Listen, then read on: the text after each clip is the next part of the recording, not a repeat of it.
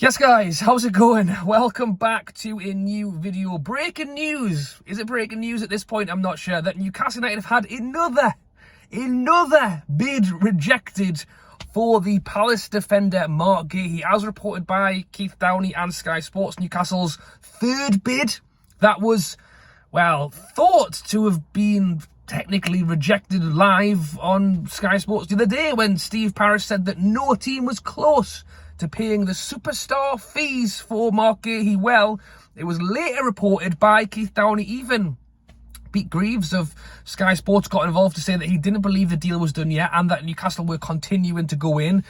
It was reported that despite Steve Parish's interview, that the third bid of around 60 million was still being negotiated, was still in there waiting for a response. Well, as of this afternoon, it's thought that following the £40 million first bid rejection, the second £50 million bid rejection, that the third £60 million bid as of this afternoon has now been rejected within the last 24 hours. And I've spoken about this already. I spoke about this following the Steve Parish interview. I mean, since then, Marc Guehi himself's been out and done an interview. Bloody hell, I think everyone's done an interview except well, I was going to say Eddie Howe, but he's already done one as well. Let's get Big Yass down. Does he want to have a bit of a public chat?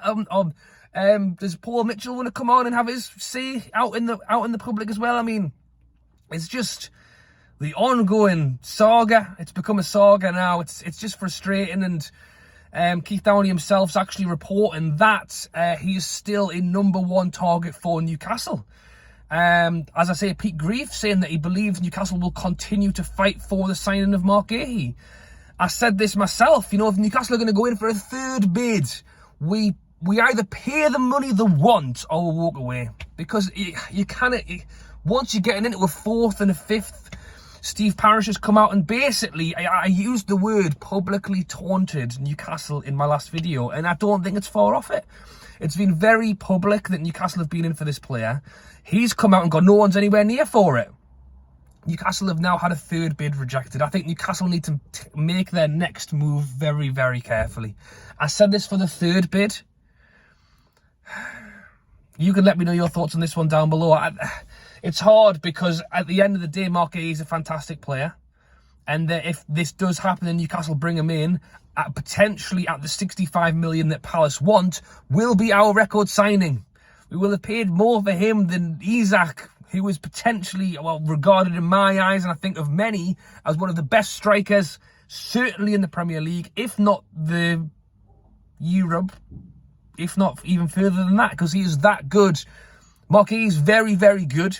He had a fantastic Euros, and would be a serious player to bring into a Newcastle squad going for Champions League. But I just think what's frustrating is if Newcastle went in first time round, 65 million, boom, got him, a lot of excitement around that. Now that we're kind of getting pushed and prodded by Palace, it's in the media, it's a bid here, it's a bid there, it's rejected now. That's why I wanted this third bid to just be done. There it is, you know, 60 million rejected. They reckon Palace wants 65. I mean, I get it. Newcastle are trying to save every penny for PSR, for a potential move for a right winger. Do we need to keep that a little bit back? But it's just getting played out so publicly. The way Sky Sports talking, the way Keith Downey talking, the way the reports are coming out would seem that Newcastle aren't done it. Well, I think it says in the report Newcastle aren't done yet. Newcastle aren't done.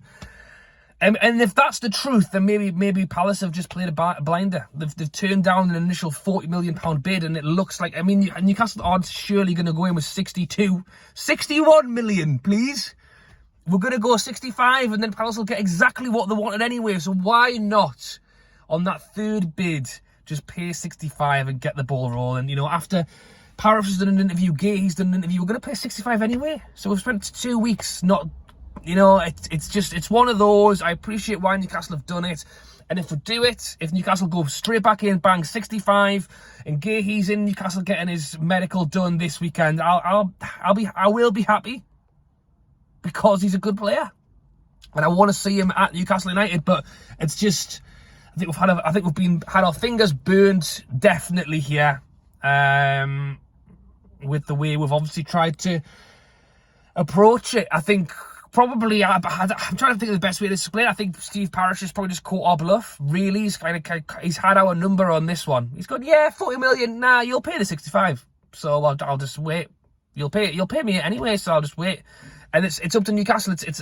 It's kind of like a pride versus what you actually want. It's like, don't cut off your nose to spite your face. Don't pull out of this deal just because of what's gone on. You want the player, pay the money.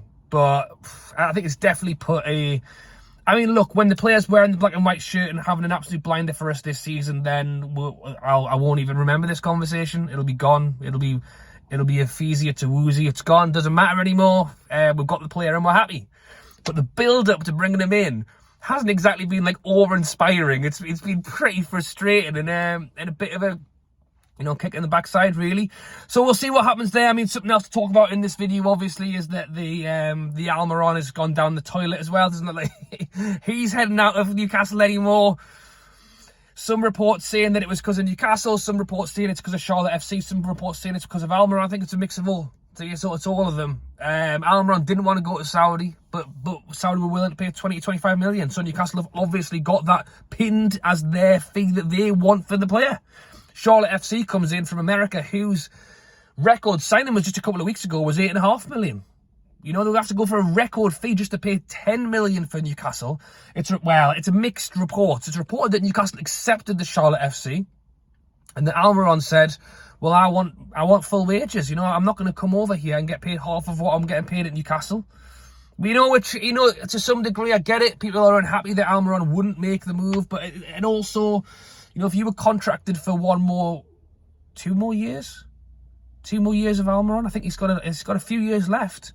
If he's getting paid 60,000, they go, we're going to give you 20, and this is your job, working wherever you work. You would probably go, no, I'm happy sitting here on the bench and getting paid twice what I would get if I came and played for you. So if I'm not mistaken, or reportedly, Charlotte FC said, okay, well, we'll give you the wages, but Newcastle, we're not going to be able to pay you that 15 or 12 or whatever it was. It's probably going to have to drop down to 8 now, because we don't have the money. We don't have the money to give the money Almiron wants. We don't have the money to give you what you want. So someone's going to have to meet in the middle. Either Almiron takes a wage cut or you take a reduced fee. And I think that's kind of what's happened, and Newcastle have gone, well, we can't do it. But let's finish off with some positive news. I mean, well, as I say, the reports are that Newcastle are still in for Guehi, and it could well be signed, sealed, delivered if Newcastle stub up the money or don't walk away. So I want to know your thoughts. But, well, is it good news? The Newcastle have drawn a Premier League team in the Carabao Cup away from home. I mean, we could have got bloody anybody, and it had to be another Premier League team in Nottingham Forest. But the positive news is, if that game gets moved to the Wednesday night, I can't believe the Carabao Cup. Is it the Cup normally drawn before the season even starts? Feels like it's so much sooner this year than I ever remembered. But Sandro Tonali will be able to take part in that as his first game back in the Carabao Cup, should it get moved to the Wednesday, because he's allowed to play from, I think, the 28th of August. The Carabao Cup is either going to be the 27th or the 28th. So we could see Sandro Tonali appear twice in a week if we're playing against Spurs that weekend as well. So there you go, guys. I didn't even really introduce this video. Here's me out and about to work today. Plenty going on. Plenty to get done. But always take the chance to talk about Newcastle when I can. And, yeah, thoughts down below on another... they're calling it breaking news. I don't know that it is, to be honest. I think it's just more news of Newcastle getting more bids rejected from a player that I would love to see join the club. Don't get me wrong. I want to keep inserting that into this video, as I do want to see him. He's a great player. But you could look at the total opposite way of it and think, well, we've got Fabian Shaw, and he'll probably do really well. He was one of the best players last season. Do we need to spend 65 million to replace him? Especially when it's been played so publicly. Can we not just go get Chow for 30 million and just let it be? Thoughts in the comments down below. Thanks for watching. And who knows, maybe there'll be an accepted bid soon. Thanks for watching, and I'll catch you later.